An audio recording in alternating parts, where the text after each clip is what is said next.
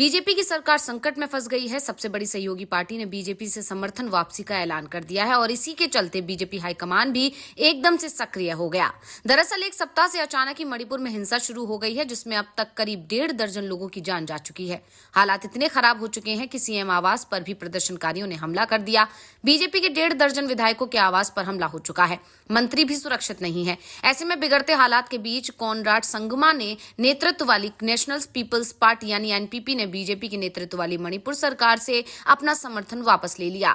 BJP के राष्ट्रीय अध्यक्ष जेपी नड्डा को लिखे एक आधिकारिक पत्र में एनपीपी ने कहा, मुख्यमंत्री एन बीरेन सिंह के नेतृत्व में मणिपुर सरकार राज्य में जातीय हिंसा को नियंत्रित करने और सामान्य स्थिति बहाल करने में पूरी तरह से विफल रही है। मौजूदा स्थिति को ध्यान में रखते हुए नेशनल पीपल्स पार्टी ने तत्काल प्रभाव से मणिपुर राज्य में बीरेन सिंह के नेतृत्व वाली सरकार से अपना समर्थन वापस लेने को फैसला लिया है।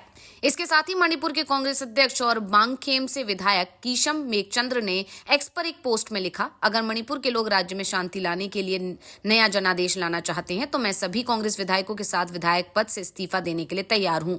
उनके इस पोस्ट पर प्रतिक्रिया देते हुए कांग्रेस महासचिव जयराम रमेश ने लिखा, शाबाश, लेकिन मुख्यमंत्री को पहले इस्तीफा दे देना चाहिए। अब सवाल ये है कि एनपीपी के समर्थन वापस लेने के बाद क्या मणिपुर में एन बीरेन सिंह सरकार संकट में आ गई है?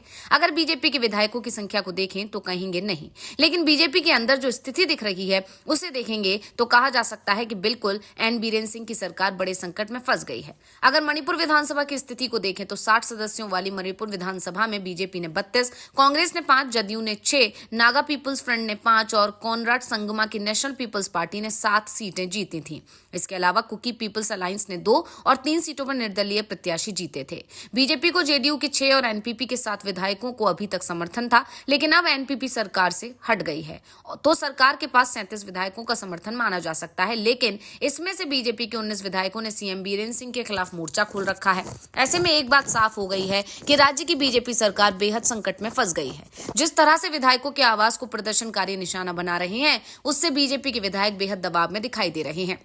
दावा तो यहां तक किया जा रहा है कि या तो वीरेंद्र सिंह से इस्तीफा लिया जा सकता है या फिर राज्य में राष्ट्रपति शासन लगाया जा सकता है। इस समय पीएम मोदी विदेश यात्रा पर गए हैं। ऐसे में उनके विदेश से लौटते ही मणिपुर पर बड़ा फैसला हो सकता है।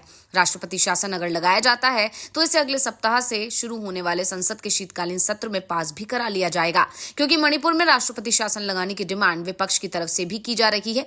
वैसे भी राज्य में बीजेपी की सरकार है और इस सरकार के खिलाफ विपक्ष ने मोर्चा खोल रखा है, लेकिन बीजेपी को इस बात का भी डर लग रहा है कि लंबे वक्त तक अगर राज्य में शांति नहीं हुई तो राष्ट्रपति शासन में ये सभी जिम्मेदारियां केंद्र की मानी जाएंगी। दूसरी, अगर राष्ट्रपति शासन रहते हुए चुनाव कराए जाते हैं तो बीजेपी की हार तय है। हाल ही में हुए लोकसभा चुनाव में राज्य की दोनों लोकसभा सीटें कांग्रेस के खाते में चली गई हैं।